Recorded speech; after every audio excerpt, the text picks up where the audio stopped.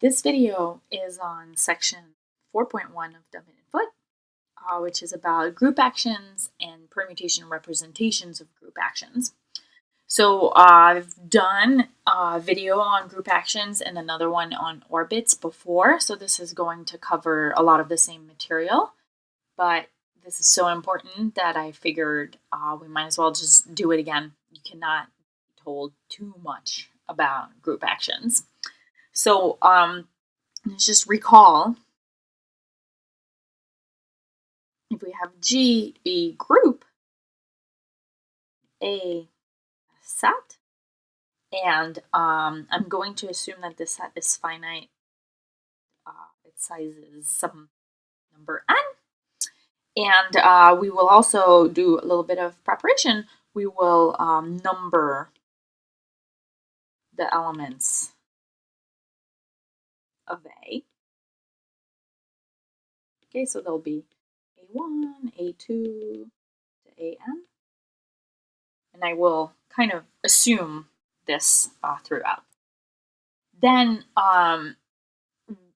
if we have the group G acting on the set A as a consequence, right? So if G acts on the set A, then the map sigma G from A to A, where here little g is an element of the group G, given by taking an element little a and A and sending it to wherever G sends A, right? So remember that this dot is the action of G on A, so this is some other element of A. So this map is a map from A to A, and it's in fact a permutation.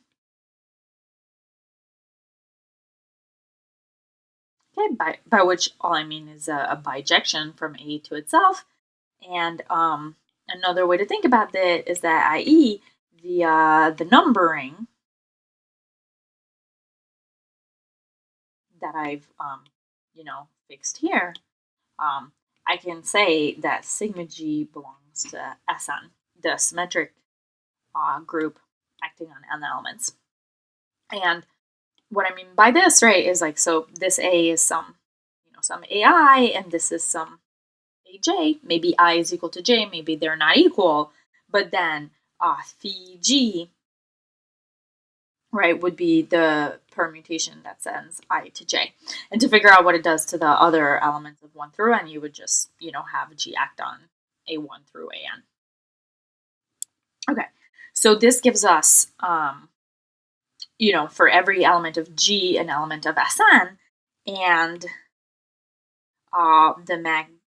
the map big phi from G to Sn, sending the little element G to the permutation associated to it. This is a group homomorphism.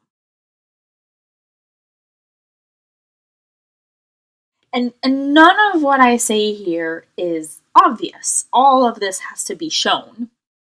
It's not very difficult, but they're not just, obvious statements. Okay, and so phi is the permutation representation induced or afforded by the action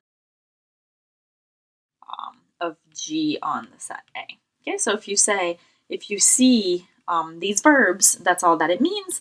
And just to be clear, right, a permutation representation is just one of these maps, is a map from G to Sn. Conversely, any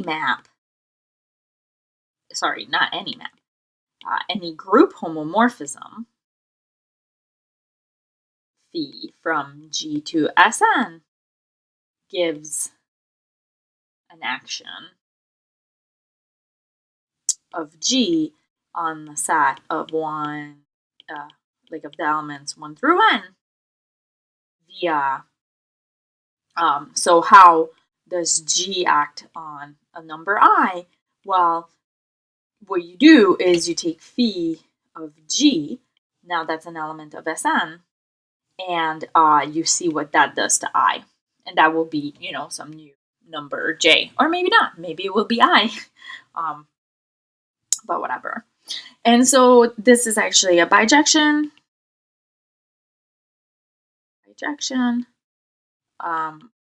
Between actions, G acting on the set of the integers 1 through n, and group homomorphisms phi from G to Sn. Okay, now we have a couple definitions. Many of them I've said already, but again, you could never say them too often. So the kernel of the action is the kernel of phi, which is also equal to G in G, such that G acting on A is A for all A in A. Okay. The advantage of seeing it as the kernel of a homomorphism is that it's immediate, that this is a normal subgroup of G. And for A in A, we define G sub A, or the stabilizer of A. So these are just two different notations. I tend to use this one, and I'm not really sure where I picked it up, but Dummit and Foote uses this one, and many of the qualifying exams uses this notation, so might as well know both. So GA, or the stabilizer of A, I like this notation because it tells you exactly what it is. This one is like you have to agree beforehand, whereas this is like it is what it is. But anyway, the stabilizer of an element A is G in G, such that G acting on A is equal to A. Okay, and this is just a subgroup of G. It's not necessarily normal. The difference between this kernel and this stabilizer is the for all A and A. Here, I'm just focusing on one A and seeing what stabilizes it. And here, I'm looking at what stabilizes everything. That's what makes it normal. And you can notice that the kernel is equal to the intersection for A and A of the stabilizer of A, right? The kernel is the elements that stabilize every element of the set. And then a word, an important vocab word, definition, the action of G on A is faithful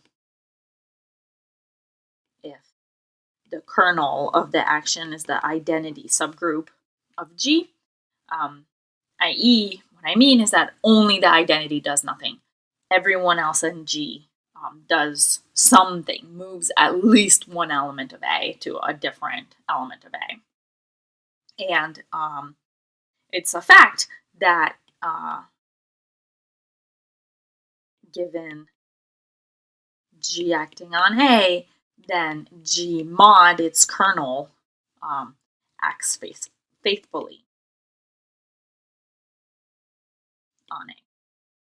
Okay, because now you've killed everybody that did nothing, so now everybody does something. All right.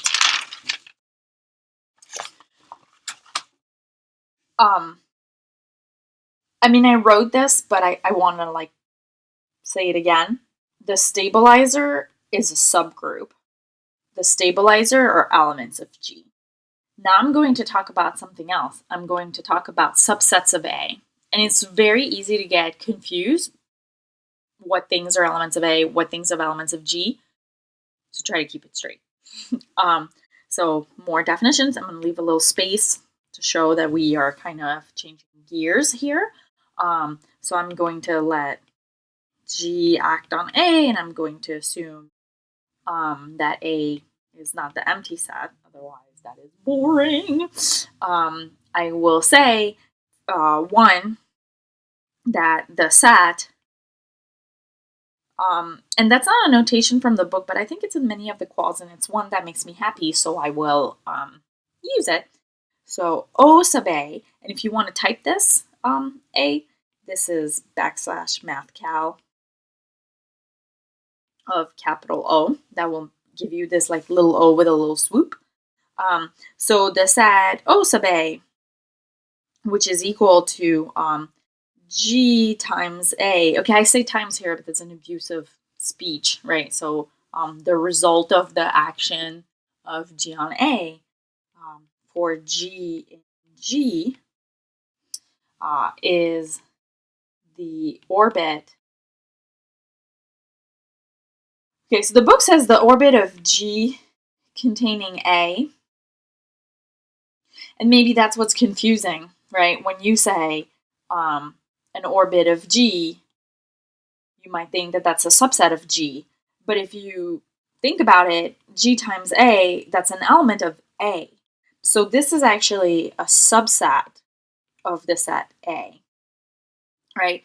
So stabilizers are subgroups of the groups, and orbits are subsets of the set. And another word, the action of G on A is transitive. If there is only one orbit, which is the same as saying that for all A, B, and A, there exists G in G such that G acting on A is B, right? Because in the case of only one orbit, every element B can be written as G times A because it's in this orbit. That's the only orbit, so that's the only orbit that this element can belong to. So those two words, faithful and transitive, I kind of think of as fancy words that people use sometimes, and I don't tend to love them. Well, I use transitive a fair amount, but faithful not so much. But people do, so it's good to know what it means. That way you don't feel intimidated.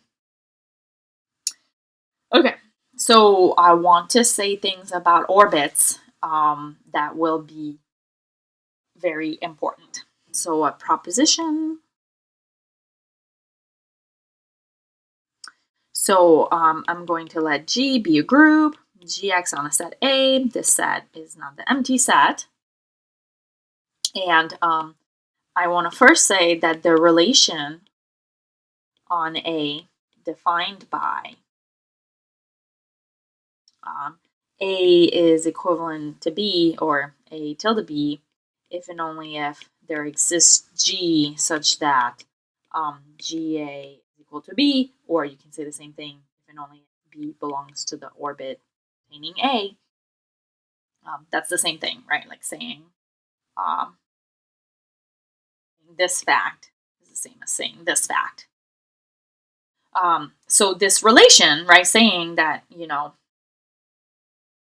A is tilde B if this happens, this is an equivalence relation. And if you don't know what that is, I will sketch the proof and say what you need to show that something's an equivalence relation, which would also tell you what an equivalence relation is.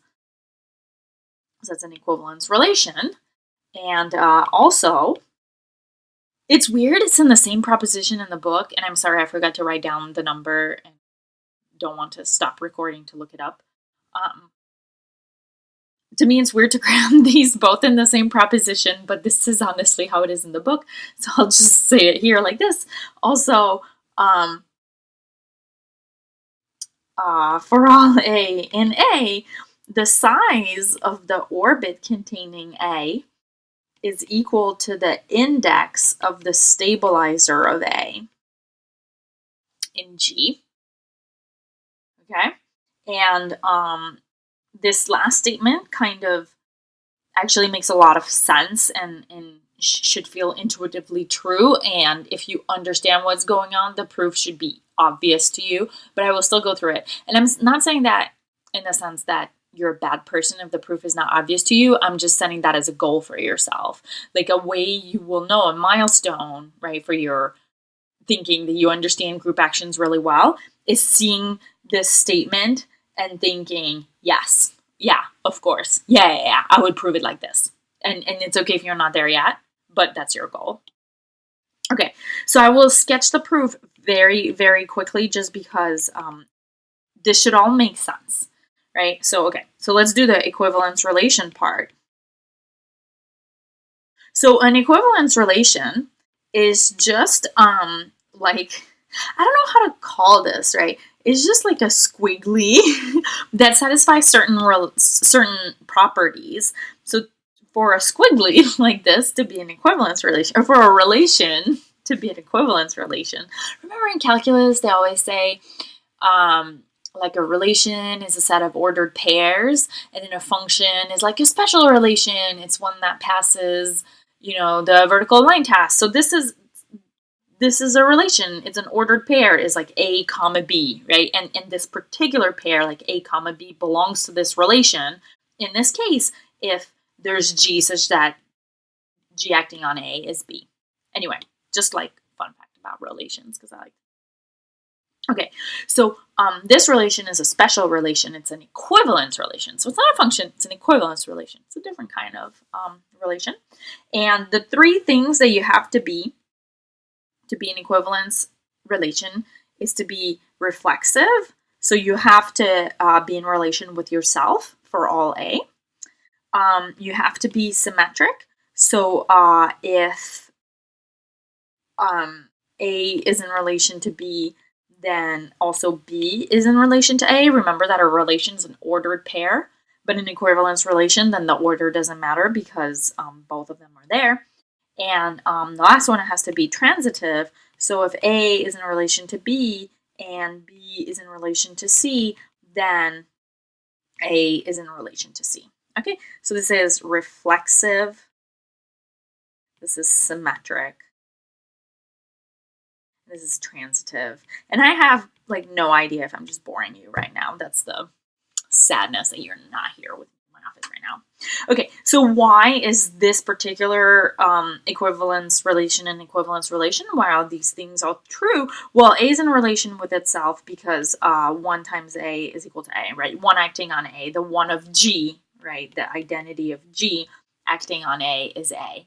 And that's an axiom of the group action. So it's true. Here, this one is, well, if A is in relation with B, that means that there exists G such that G acting on A is B. Well, then you can check that G inverse acting on B is A. And this is not obvious. You have to check it using the axioms, but I will let you do that on your own.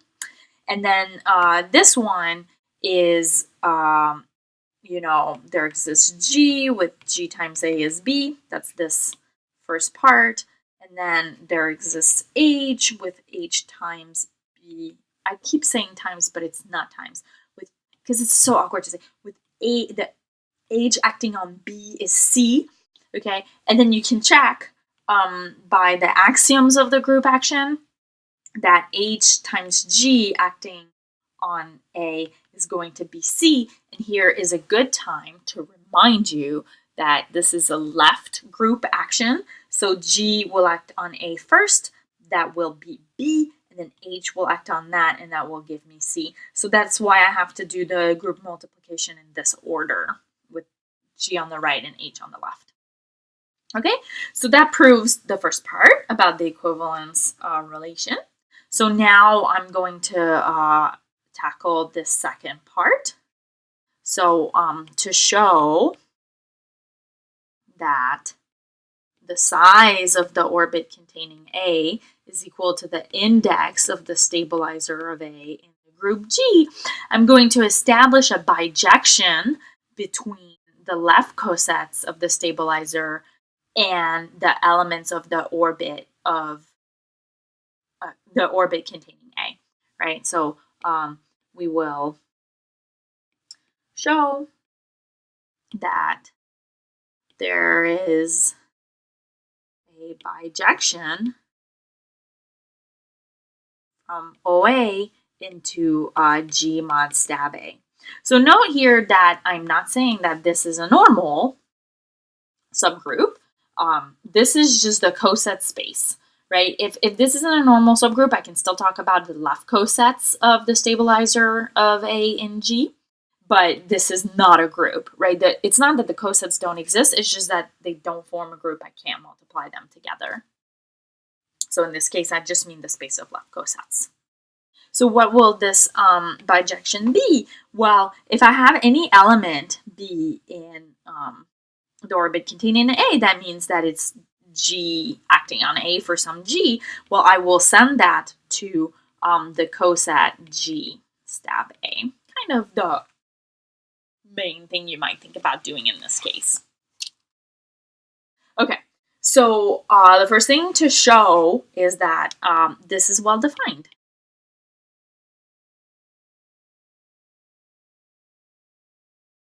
And why do I worry about that? Well, if B is equal to G1 acting on A and B is equal to G2 acting on A, right?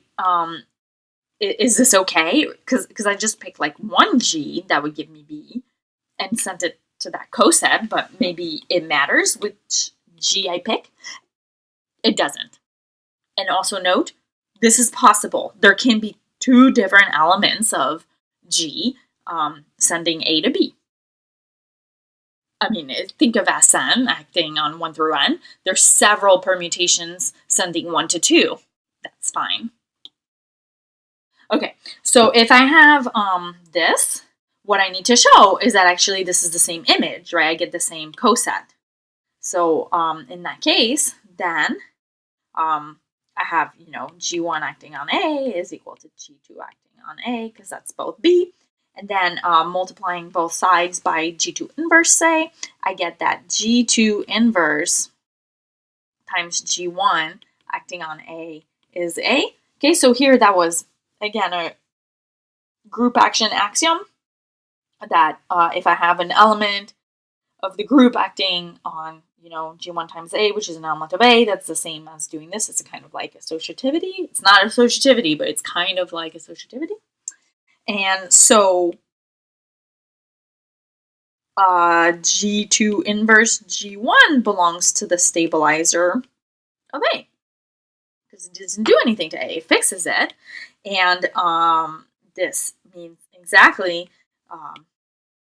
i.e., it means that G1 belongs to the left coset of G2. And since these cosets, right, left cosets always partition the group, that means that the coset that G1 belongs to is the same as the coset that G2 belongs to. So back in the back in our coset days, in the section that that covered cosets, I'm not sure that I emphasize this relation, but it's always a case. If you have G2 inverse G1 belongs to H, that's an if and only if G1H is equal to G2H. So I'm using that here. So it's well defined. This is good, right? If I have, it doesn't matter what little G I pick here, all of them go to the same coset on this side. So yay, I have a map. This map is surjective. This is surjective.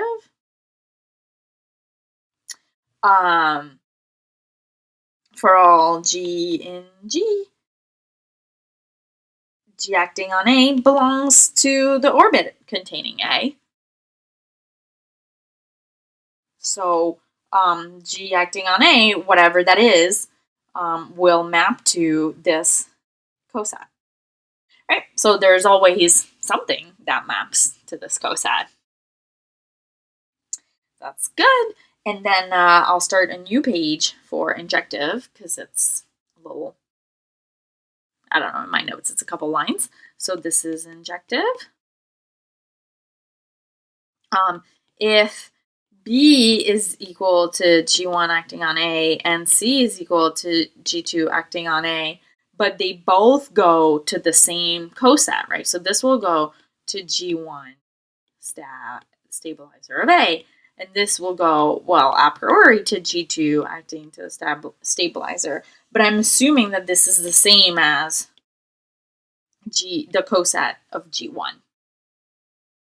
Right? So I start with two elements that go to the same image. Then I want to show that actually B is equal to C. That's one way you can show injectivity. So in that case, from before, I mentioned this already, right? This relation between the cosets, then we have then G2 inverse G1 belongs to the stabilizer of A, okay, by our coset yoga from before. And